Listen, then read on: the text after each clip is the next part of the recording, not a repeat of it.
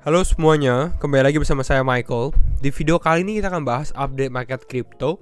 Dan udah lama juga kita nggak update. Jadi di video kali ini saya memang mau update dikarenakan memang akan ada FOMC malam ini ya, pada saat video ini dibuat. Jadi saya akan review mungkin potensi FOMC bagaimana gitu ya. Lalu nanti kita lihat secara price action ke dalam Bitcoin ini bagaimana. Karena biasanya FOMC ini menjadi pivot. Artinya apa? Artinya pada saat FOMC terjadi, perubahan tren di dalam market crypto bisa terjadi juga gitu. Jadi nanti kita bahas alasannya yang mendasari dan lain-lainnya. Jadi kalau misalnya teman-teman suka video ini, jangan lupa untuk share videonya dan like juga ya, karena support dari teman-teman. Berarti kita akan langsung masuk aja ke dalam videonya. Gimana sih FOMC dan keadaan market crypto sekarang tuh bagaimana gitu ya. Karena saya tahu juga pasti teman-teman mengamati bahwa market relatif sangat stabil dalam 2 minggu terakhir, 3 minggu terakhir. Gak terlalu banyak pergerakan sekali. Sangat memboringkan lah bisa dibilang ya, sangat membosankan. Nah jadi kita akan bahas Bitcoin pun kita bisa lihat sekarang masih di level 29.200an atau mungkin 300 sih kalau kita update di sini ya. Oh 29.230 benar ya. Kalau kita lihat secara 24 jam terakhir, Compound naik, Solana naik, Dogecoin naik. Jadi bisa dikatakan kalau secara overall gitu ya, altcoin relatif juga nggak terlalu performing gitu ya. Namun ada beberapa altcoin yang secara performanya lebih bagus dibandingkan Bitcoin. Seperti apa? Seperti Compound, Solana juga lumayan. Lalu ada Dogecoin dan beberapa kripto lainnya juga. Compound ini lebih ke arah untuk DeFi ya. Kalau teman-teman Compound, Synthetix, SNX itu mulai cukup fluktuatif. Solana, lalu ada Avalanche itu juga cukup fluktuatif. Lalu ada Dogecoin ini yang baru naik gitu ya. Namun altcoin belum dikatakan sebenarnya, belum bisa dibilang alt season dan lain-lainnya, itu belum. Seperti itu. Kalau kita lihat untuk yang mengalami penurunan ya, kita juga bisa lihat di sini ada PP, ada SNX sekarang juga mengalami penurunan yang tadi saya baru bahas, XDC, Gala, Filecoin, Mantle, Engine, seperti itu ya. Banyak kripto baru yang sebenarnya baru keluar gitu ya. Kalau teman-teman mungkin stay tune di dalam market crypto dari tahun 2021, 2022 awal seperti itu. Nah, kalau kita cek Fear and Greed Index sekarang kita di level netral dan market sentimennya sangat-sangat low. Bahkan kalau teman-teman buka Twitter yang biasanya crypto konten banyak gitu ya, tapi nggak terlalu banyak karena sangat-sangat ya memboringkan yang saya bilang. Nah, tapi sebelum kita masuk, kenapa sih pada saat video ini dibuat juga, pas saya buat video ini memang harus hari ini. Kenapa? Karena memang akan ada yang namanya FOMC. Dan FOMC ini kalau kita lihat di time frame Jakarta ya, di waktu Jakarta WIB, kita bisa lihat bahwa tanggal Kamis, mana ya, Kamis nih teman-teman, bisa lihat Kamis jam 1 pagi ya. Jadi ini beberapa jam saja ya. Bahkan kalau kita lihat countdownnya, nah ini 3 jam lagi, 4 jam lagi lah gitu ya. Kita lihat FOMC statement, lalu ada Fed interest rate decision, lalu ada press conference. Biasanya sebenarnya jam 1 market fluktuatif, jam setengah 2 market fluktuatif lagi. Karena yang pertama ini decision, apakah akan naik suku bunga atau tidak gitu ya. Lalu nanti press conference ini pada saat pidato si Jerome Powell pidato. Ya sedikit background dulu untuk teman-teman ya. FOMC ini adalah meeting Federal Reserve gitu ya, per bulan, nggak setiap bulan ya, tapi biasanya ya mungkin 8 kali 10 kali setahun gitu ya, untuk membahas keadaan makro. Dan banyak orang-orang yang melihat ini menjadi momen penting. Intinya seperti itu.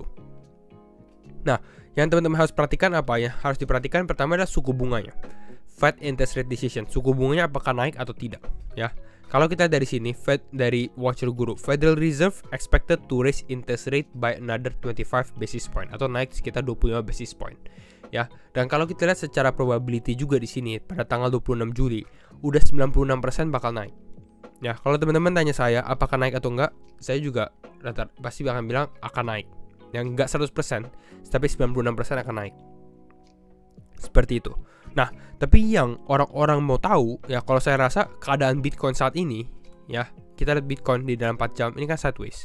Ini udah price in, istilahnya ternyata dia naik, suku bunga naik. Ini nggak akan terlalu mungkin mengubah market crypto. Tiba-tiba breakdown ke 15.000 atau 20.000 gitu, atau naik ke 30.000 karena udah price in.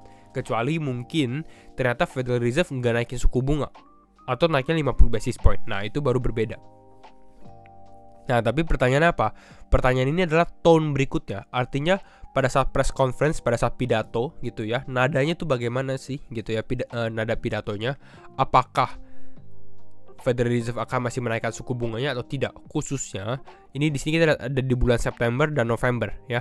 Kalau di September kemungkinan naik lagi itu mungkin sekitar 22%. Jadi sekarang ini kan 500 sampai 525. Nanti berarti Juli seharusnya udah 525, 550. Nah, kita mau lihat probability apakah dia akan naik ke sini atau enggak. Ini 22%. Kalau 1 November ini 35,7%. Jadi orang-orang mau lihat nih, nextnya Federal Reserve ini akan naikin pada saat bulan September atau November. Seperti itu. Kalau November saya rasa ini relatif lebih bullish ke dalam market kripto sebenarnya ya. Seharusnya. Makanya ini yang kita akan lihat. Apakah Federal Reserve akan naikin suku bunga later in the year? Artinya nanti mungkin menjelang akhir tahun atau jadi di bulan September. Tapi one thing for sure, satu hal yang pasti adalah market sangat sideways. Artinya apa? Artinya big movement is coming gitu. One week Bollinger Bands, di sini kita lihat Bollinger Bands ya. Di sini biasanya Bitcoin di sini akan bergerak di daerah ini. Kalau teman-teman tahu indikator Bollinger Bands untuk yang trading ataupun investasi analisa teknikal. Nah, sekarang secara lebarnya ini udah paling bawah, relatif paling bawah, bahkan lebih bawah dari tahun 2012. Tightest in the entire existence. Artinya udah sangat-sangat tight banget nih. Ini secara one weeknya. Artinya apa? Artinya big movement is coming. Dan memang kalau kita lihat secara price yang kemarin kita sempat bahas di last video, ya banyak kan mungkin melihat ini kemungkinan besar naiknya akan naik ke atas seperti itu. Tapi kan kita nggak tahu. Pertanyaannya kapan? Satu hal yang kita tahu bahwa ini udah turun. Ya kalau yang sering saya katakan juga di channel ini sebenarnya don't time the market sih, gitu ya. Jangan kita time the bottom seperti itu. Karena takutnya kita mau mencoba untuk time bottom tapi kita miss seperti itu. Nah, ini juga menjadi indikator lainnya gitu ya. Biasanya ini pada saat crossing lalu dia mulai mengalami kenaikan. Crossing lalu mulai mengalami kenaikan. Ini black swan dikatakan, atau bisa dikatakan ini sekali seumur hidup lah terjadi, bisa dibilang seperti itu. Ya, sangat langka karena Covid gitu. Tapi ini satu indikator lagi, ini indikator bulanan. Nah, kita ngomongin Doge. Ya, Doge memang ini kalau kita lihat secara time frame one week ini breaking out. Belum breaking out bener-bener sih, tapi ya saya rasa sebenarnya belum terlalu disupport oleh pergerakan Bitcoin juga sih. Karena kan pergerakan Bitcoin juga relatif sideways gitu ya. Tapi Doge bisa kita perhatikan. Dikarenakan apa? Kalau teman-teman buka Twitter sendiri, Twitter ini udah ganti logo ya. Kita bisa lihat Twitter itu logonya, nah ini. Twitter itu logonya sekarang X kalau teman-teman lihat di sini. Udah bukan burung-burung lagi, tapi udah X seperti itu. Ya. Dan Elon Musk bisa dibilang sempat kasih hinting kemungkinan Dogecoin bisa dipakai untuk payment di Twitter ini. Makanya Dogecoin bisa kita katakan ini mengalami breakout dan relatif outperforming kripto-kripto lainnya atau altcoin lainnya. Kira-kira seperti itu juga ya. Sebelum saya masuk ke teknikal juga, saya mau mention juga ke teman-teman ya, kalau teman-teman yang masih belum punya exchange mungkin bisa download exchange Binance ya, karena exchange Binance ini masih menjadi exchange nomor 1 dan paling besar juga sih di kripto untuk saat ini ya. Dan banyak yang pakainya juga, salah satu partner juga untuk channel ini dikarenakan ya memang top istilahnya ya. Teman-teman bisa lihat di sini ada 140 juta users, ada 350 plus cryptocurrency gitu ya. Jadi kalau misalnya teman-teman mau register, feel free untuk register, pasti akan dapat hadiah. Kalau teman-teman register menggunakan link saya di YouTube video, nanti bisa diklaim aja gitu ya pada saat sudah register. Biasanya nanti ada pilihan untuk klaimnya ya. That's all untuk Binance. Dan kita akan masuk ke dalam analisa teknikal untuk Bitcoin, lalu nanti kita lihat ke beberapa lainnya. Ini plan masih sesuai dengan plan kita ya, nggak benar-benar sesuai karena kita sempat bahas market mengalami kenaikan. Kita maunya sebenarnya ini sweep kisaran level area 30.500 kalau teman-teman ingat di sebelumnya gitu ya. Tapi ini nggak terjadi karena memang nggak breakout, dia nggak naik ke atas, dia nggak berhasil naik ke atas. Cuma dia kembali lagi ini masih ke pressure sama yang namanya resistance ini. Maka kita bisa lihat ini ada double test 1, 2 ya, lalu ke bawah, sideways ke bawah lalu turun. Bisa dibilang malah dikatakan breakdown. Tapi ya ini yang kita sudah mention juga breakdownnya pun udah kita anticipate ya, kita sudah antisipasi breakdown ke area ini ya. Dan memang ini udah sempat testing ke area level 28 ribuan. Lalu sekarang berada di kisaran level 29.200 seperti itu. Dan Bitcoin kelihatan pengen mencoba untuk breakout sih sebenarnya. Kalau saya lihat untuk FOMC sebenarnya saya lebih cenderung melihat ini mungkin ada kemungkinan bisa positif. Entah kenapa gitu ya. Kalau ditanya feeling mengamati market, kadang-kadang bisa dilihat, tapi ya kembali lagi harus dianalisa. Bukan artinya karena feeling dia bakal naik kita langsung beli aja, seperti itu. Enggak seperti itu. Tapi intinya ini, sekarang untuk resistance sekarang berada di kisaran level 29.600 ya. Ini teman-teman bisa lihat di sini ya, dia testing, lalu ini breakdown gitu.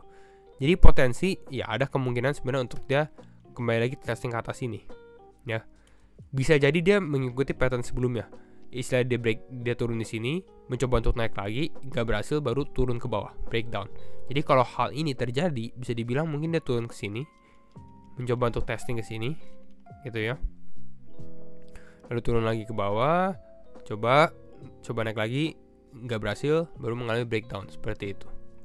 Dan ini possible scenario yang bisa terjadi untuk Bitcoin juga kalau saya rasa. Ya, dimana dia nggak berhasil untuk breakout dari area ini. Cuma yang kita antisipasi adalah what if kalau misalnya dia bisa mengalami breakout ini, karena memang big movement bisa coming. Dan kita lihat di sini kita ranging terus. Ya bisa dikatakan sebenarnya ini kita range di sini, kita range di sini,